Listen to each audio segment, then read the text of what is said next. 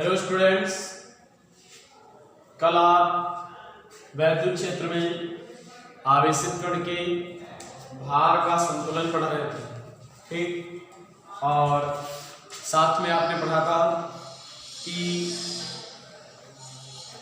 किसी निकाय की वैद्युत स्थितिज ऊर्जा का व्यंजक क्या होता है। दो आवेशों के निकाय की, और ज़्यादा निकाय होते हैं तो सभी निकायों की स्थितिज ऊर्जाएं जुड़ जाती हैं। ठीक, आज इसमें बहुत छोटा सा टॉपिक बताएंगे, समविभव पृष्ठ, इक्विपोटेंशियल सरफेस। ठीक है, समविभव पृष्ठ, ठीक है, इक्विपोटेंशियल सरफेस। ठीक है, जैसा कि नाम ही में उसके है कि ऐसा पृष्ठ, ठीक है, ऐसा पृष्ठ जिसके प्रत्येक बिंदु पर विभव समान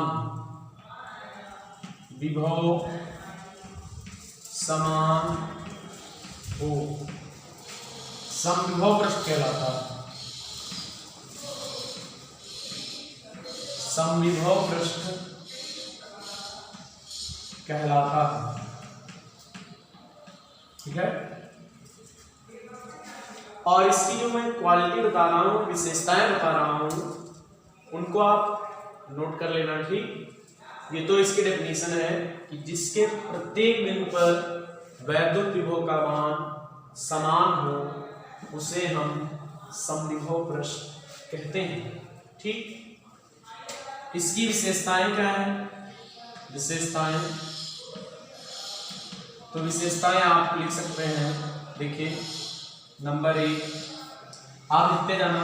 ठीक, मैं बोल दूंगा कि यदि हमारे पास ऐसा कोई एरिया है, ये समविभव पृष्ठ इक्विपोटेंशियल सरफेस है, और समविभव होने का मतलब इसके हर बिंदु पर विभव समान। तो इसके यदि हम कोई दो बिंदु ले लें, जो विभव यहाँ पर है वही विभव यहाँ पर है। ठीक, तो इसके यदि हम दो पॉइंट ले लें तो इन दोनों पॉइंट्स के बीच पीडी पोटेंशियल डिफरेंस का मान 0 होगा। तो इसकी पहली विशेषता हो गई कि समविभव पृष्ठ के किन्हीं दो बिंदुओं के बीच विभवांतर शून्य होता है। आप पहली विशेषता इस प्रकार लिख देंगे, क्या? इस समविभव पृष्ठ के किन्हीं दो बिंदुओं के बीच विभवांतर शून्य होता है। ठीक, इसके बाद सेकेंड इसकी क्वालिटी क्या आती है? अगर हम किसी आवेश को यहां से यहां तक लेकर जाएं, ठीक, मतलब समविभव पृष्ठ के एक बिंदु से दूसरे बिंदु तक चार्ज को लेकर जाएं, तो क्या होगा? क्या कोई वर्क डन होगा? तो देखो, समविभव पृष्ठ के एक बिंदु से दूसरे बिंदु पर कोई भी चार्ज ले आओ तो वर्क डन होता है चार्ज इनटू पोटेंशियल डिफरेंस। दो बिंदुओं के बीच का पीडी यहाँ 0 होगा तो कार्य 0 होगा। मतलब ये हुआ, दूसरा पॉइंट इसका हुआ कि समविभव पृष्ठ के एक बिंदु से दूसरे बिंदु तक किसी आवेश को ले जाने पर किया गया कार्य शून्य होता है। ठीक, समविभव पृष्ठ के एक बिंदु से दूसरे बिंदु तक किसी भी चार्ज को ले जाएं तो किया गया कार्य शून्य होगा। ठीक, सूत्र के अनुसार Q डेल्टा V या Q इंटू V, V विभवांतर है, दोनों का अंतर कर दिया। यहाँ का विभव, यहाँ के विभव का अंतर कर दिया, विभवांतर आ गया। तो किसी आवेश को समविभव पृष्ठ के एक बिंदु से दूसरे बिंदु तक ले जाने में किया गया कार्य शून्य होता है। थर्ड इसकी क्वालिटी क्या है कि ये वैद्युत क्षेत्र में ही चूंकि पृष्ठ खींचा जाता है। ठीक, जैसे मान लीजिए एक समान वैद्युत क्षेत्र है, इस प्रकार इसकी बल रेखाएं,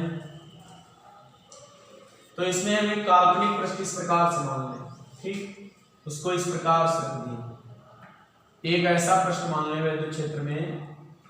ठीक है, तो ये एक हमारा इस वैद्युत क्षेत्र में समविभव पृष्ठ है। तो आप देख सकते हैं कि समविभव पृष्ठ इस प्रकार से वैद्युत क्षेत्र में और वैद्युत बल रेखाएं समविभव पृष्ठ के लंबवत हैं। तो ध्यान रखना है कि वैद्युत बल रेखाएं जो हैं सदैव समविभव पृष्ठ के लंबवत उत्पन्न होती हैं। अगर कोई हमारा वैद्युत क्षेत्र में समविभव पृष्ठ है तो वैद्युत बल रेखाएं सदैव उस पृष्ठ के लंबवत उत्पन्न होती हैं। ठीक, थर्ड क्वालिटी की होती है। चौथे में आप ध्यान रखेंगे, अगर कोई पॉइंट चार्ज है तो आपने पढ़ा है पॉइंट चार्ज के कारण r दूरी पर विभव होता है v = 1/4πε0 q/r। ये पॉइंट चार्ज है, इससे r दूरी पर विभव क्या है 1/4πε0 q4 मान लीजिए ε0 q/r। अगर हम r त्रिज्या का इस प्रकार से गोली चालक मान लें, गोला खींच लें, ज़ूम कर लें या पृष्ठ खींच लें, तो इस पृष्ठ के हर बिंदु पर v का मान इतना ही होगा। ठीक, तो ध्यान रखेंगे सभी लोग, यदि चार्ज पॉइंट चार्ज है, बिंदु आवेश है, तो उसका जो समविभव पृष्ठ होगा वो गोली होगा। ठीक, गोली पृष्ठ समविभव पृष्ठ होगा।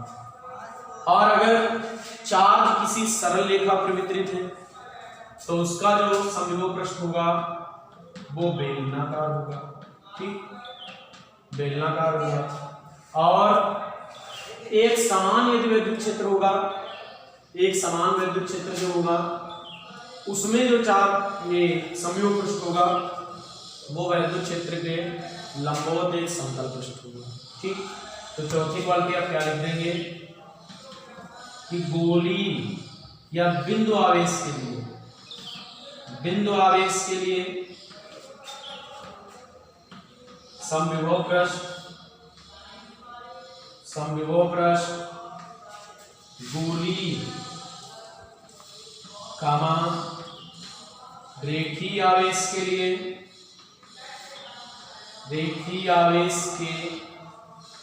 लिए बेलनाकार। ठीक है, तथा एक समान वैद्युत क्षेत्र में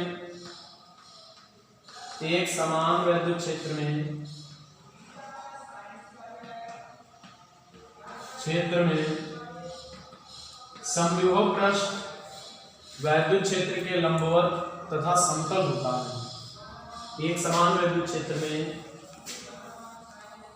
एक रेखीय आवेश के लिए बेलनाकार और एक समान वैद्युत क्षेत्र में ठीक वैद्युत क्षेत्र के लंबवत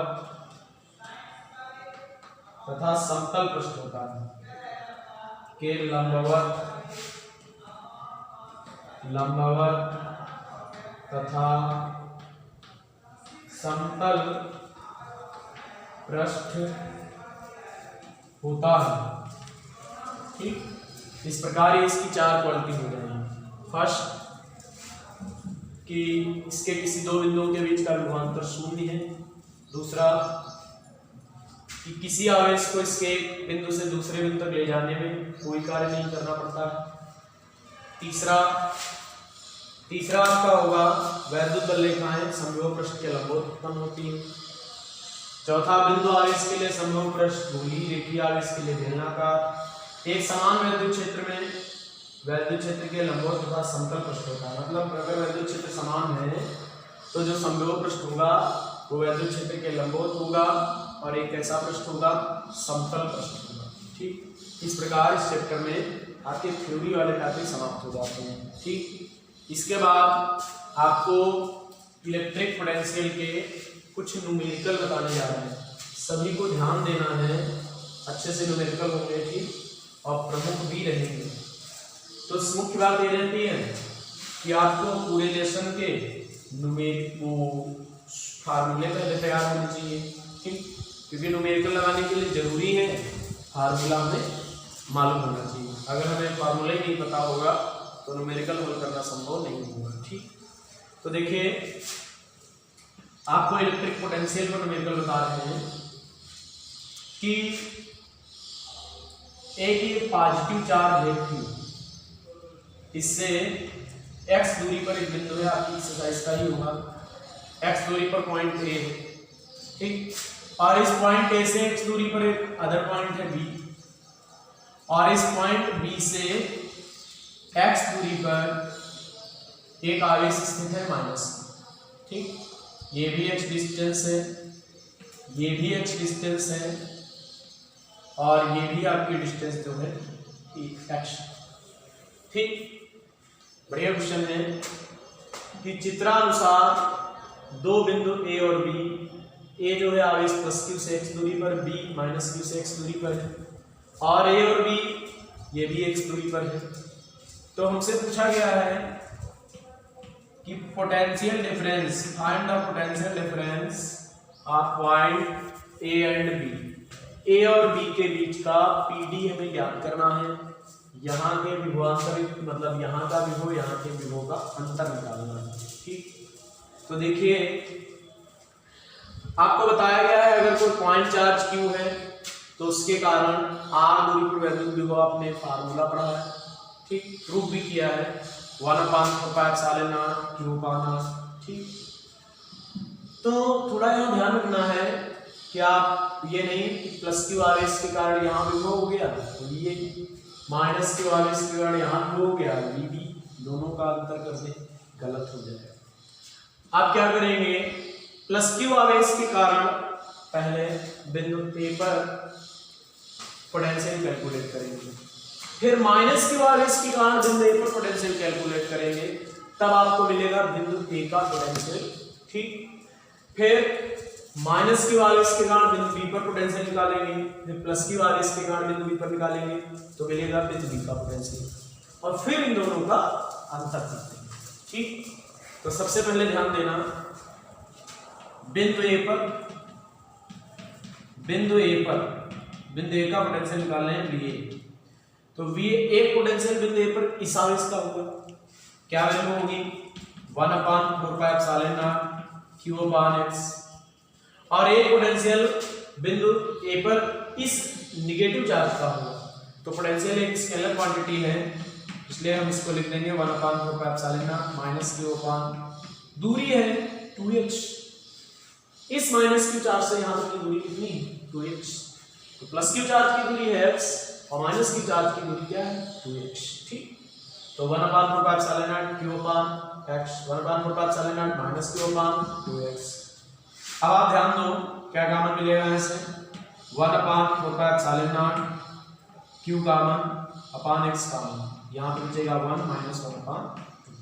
ठीक, ये आ जाएगा 1/4πε Q/1 में से 1/2 माइनस कर देंगे तो 1/2 बचेगा, तो ये जाएगा Q/2x।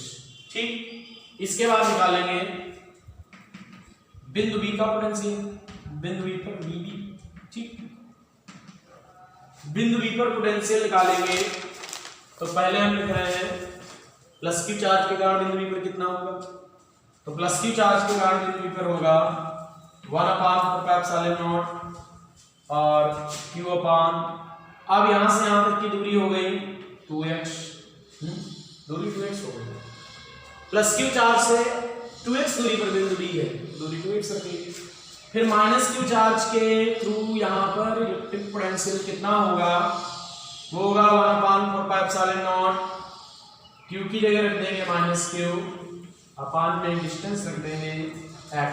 ठीक है, तो VB का मान आ जाएगा 1/4πε0 Q/x कॉमन हो जाएगा 1/2, इस बार -1 आएगा, 1/2 से 1 माइनस होगा तो VB की वैल्यू कैलकुलेट होगी 1/4πε0 Q/ माइनस का 1/2 बचेगा, माइनस आगे ले आएंगे नीचे 2x हो जाएगा। ठीक, अब हमसे याद करना है कि potential difference of A and B, points A and B, A और B के बीच का PD कैलकुलेट करना है। ठीक, तो क्या निकालेंगे VA माइनस VB। VA का मान क्या है 1/4πε0 Q/2x, VB का मान है माइनस का 1/4πε0 Q/2x, तो माइनस माइनस हो जाएगा प्लस 1/4πε0 Q/2x।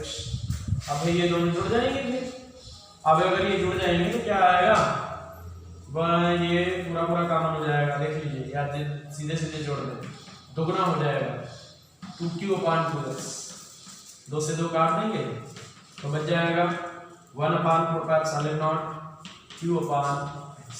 ठीक, इस प्रकार हम a और b के बीच का पोटेंशियल डिफरेंस कैलकुलेट कर सकते हैं।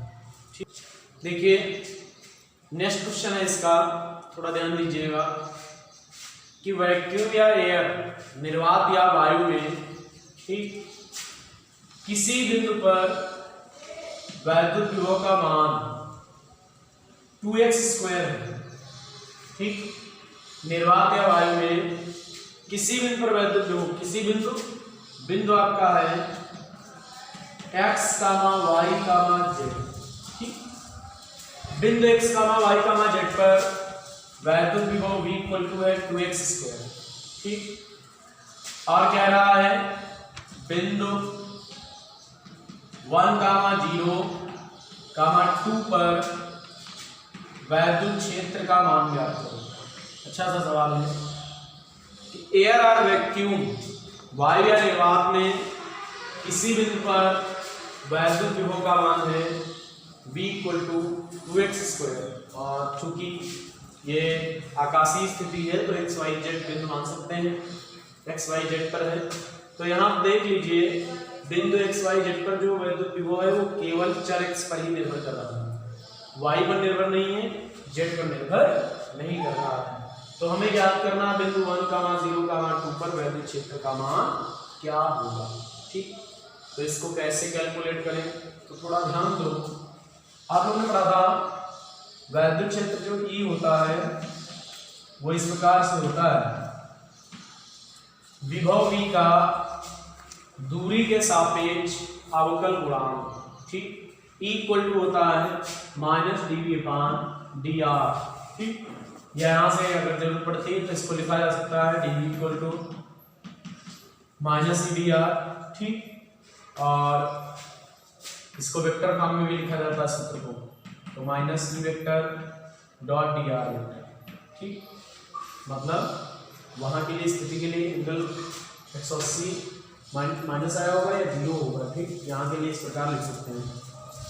तो बात आती है कि हमें बिंदु 1, 0, 2 पर इलेक्ट्रिक फील्ड कैलकुलेट करना है।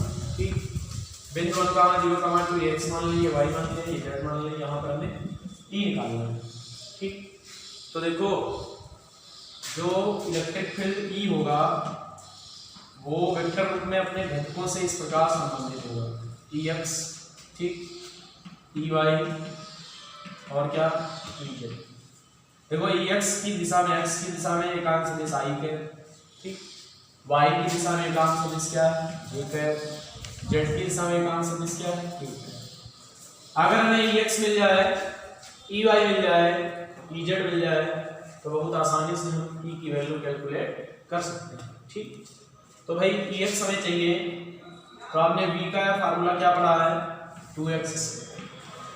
ठीक, अब हमें Ex चाहिए तो इस विभव का इसके सापेक्ष कर दें, x के सापेक्ष होता है, तो आपने इसको लिख सकते हैं dV/dx, x पर निर्भर हो गया तो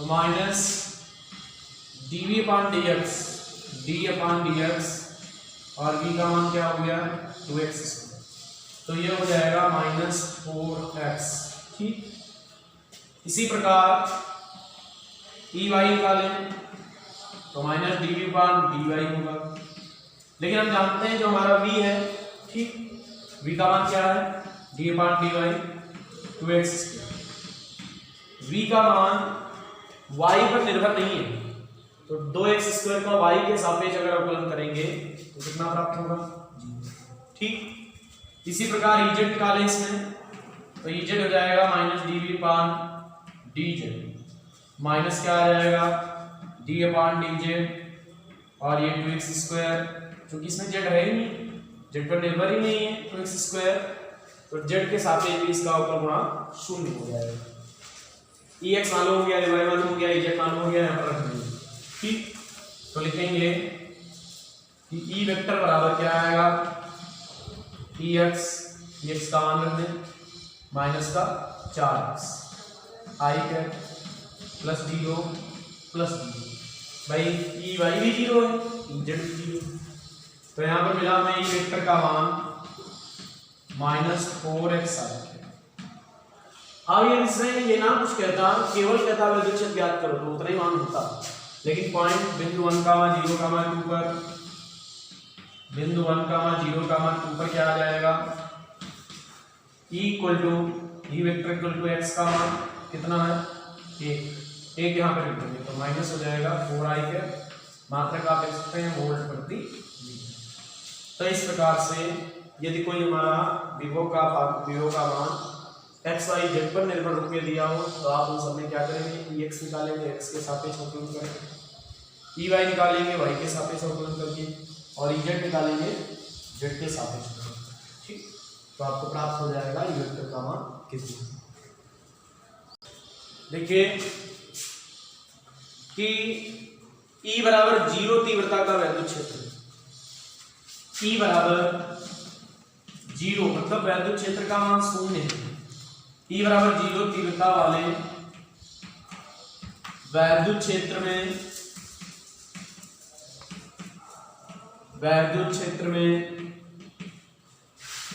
विभव V दूरी r पर किस प्रकार निर्भर करेगा। ठीक है, ध्यान दीजिए, E बराबर 0 तीव्रता वाले विद्युत क्षेत्र में विभव V दूरी r पर किस प्रकार निर्भर करेगा। तो पहले से जानो तीव्रता 0 कहाँ होती है, तो आप कोई चालक गोला ले लेंगे। ये क्वेश्चन ऐसे नहीं हो सकता है, किसी चालक गोले के भीतर वैद्युत विभव दूरी पर कैसे निर्भर करेगा। ठीक, तो कोई यदि हम चालक गोला ले लेते हैं तो चालक गोले के भीतर वैद्युत क्षेत्र का मान तो 0 होता है। ठीक, आपने गॉस थ्योरम में पढ़ रखा है कि यदि कोई चालक गोला है, पतला गोली को से धातु का, ठीक, तो इसके भीतर इलेक्ट्रिक फील्ड का मान जो है 0 होता है। अब पूछ रहा है इसमें विभव V दूरी r पर किस प्रकार से निर्भर करेगा। ठीक, ये तो हम जानते हैं गोले के परस्पर विभव होगा 1/4π q/r, लेकिन अंदर विभव किस प्रकार दूरी पर निर्भर है। तो ध्यान देना, E बराबर कितना दिया है 0। आप लोगों ने पढ़ा है कि जो E होता है वो विभव V का दूरी r के सापेक्ष अवकल गुणांक होता है। तो विभव V का दूरी r के सापेक्ष अवकल गुणांक लिखा जा सकता है dv/dr = 0। तो यहां से आ जाएगा dv/dr = 0। याद करो जरा, कांस्टेंट वैल्यू का अवकलन किसी भी अन्य वैल्यू के सापेक्ष करेंगे 0 आएगा। तो v इक्वल क्या हो जाएगा, v इक्वल हो जाएगा 0 नहीं, dv/dr 0 है तो v इक्वल हो जाएगा कांस्टेंट नियतांक। ठीक है, तो ऐसी स्थिति में जो v होगा वो r पर निर्भर नहीं करेगा। ठीक, v जो है r पर निर्भर नहीं करता है। क्यों, आप से आप इस पर ध्यान रखना कि जब v r पर निर्भर नहीं है तो जैसे कहा जाए एक चालक गोला है, उसके पृष्ठ पर वैद्युत विभव 50 वोल्ट, केंद्र पर कितना होगा। ठीक, तो बिल्कुल नहीं घबराना है, केंद्र पर भी वैद्युत विभव 50 ही वोल्ट होगा, क्योंकि केंद्र पर आप सोच रहे होंगे दूरी r का मान त्रिज्या 0 हो जाएगी तो विभव कुछ और निकलेगा। ठीक, ऐसा नहीं है, केंद्र पर भी विद्युत विभव का मान 50 वोल्ट होगा। अगर कहें केंद्र से कुछ दूरी पर, जैसे यहाँ पूछे या यहाँ कहीं पूछे, तब भी वैद्युत विभव का मान 50 वोल्ट होगा, क्योंकि जहाँ तीव्रता वैद्युत क्षेत्र जहाँ 0 होता है वहाँ विभव V का मान दूरी r पर निर्भर नहीं करता है। तो सब लोगों को ये बात ध्यान रखनी है, जहाँ पर वैद्युत क्षेत्र E का मान 0 हो वहाँ पर विभव V दूरी r पर निर्भर नहीं करता है। तो पृष्ठ पर, केंद्र पर, इसके भीतर कहीं भी विभव का मान 50 वोल्ट ही होगा। ठीक, इसके बाद आपको बताते हैं कि हमारे पास एक वर्ग है। ठीक, उस दिन भी हमने इसको समझाया था, वर्ग है और इसका नाम को रख देते हैं ABCD। ठीक, और वर्ग के प्रत्येक शीर्ष पर 2 × 10⁻⁻6 कूलाम का आवेश स्थान, 2 × 10⁻⁻6 कूलाम, ठीक है। 2 × 10⁻⁻6 कूलाम, ये भी 2 × 10⁻⁻6 कूलाम का आवेश, ठीक। और वर्ग की भुजा है 2√2 मीटर, 2√2 मीटर, मतलब 2√2 मीटर भुजा वाले वर्ग के प्रत्येक शीर्ष पर प्लस 2 × 10⁻⁻6 कूलाम का आवेश स्थित है। पूछा गया है कि वर्ग के सेंटर पर, वर्ग का सेंटर दोनों विकर्णों का कटान, यहां पर हमसे पूछा गया है वैद्युत विभव का मान बताइए, ठीक।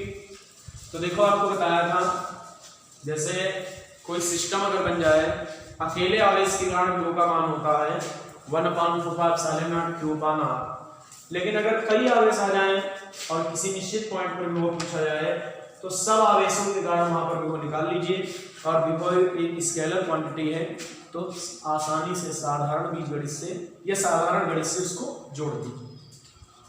तो केंद्र ऊपर परिणामी विभव क्या निकलेगा, VO = VA, A पर रखे आवेश के कारण विभव, B पर रखे आवेश के कारण विभव, C पर रखे आवेश के कारण विभव और D पर रखे आवेश के कारण, ठीक।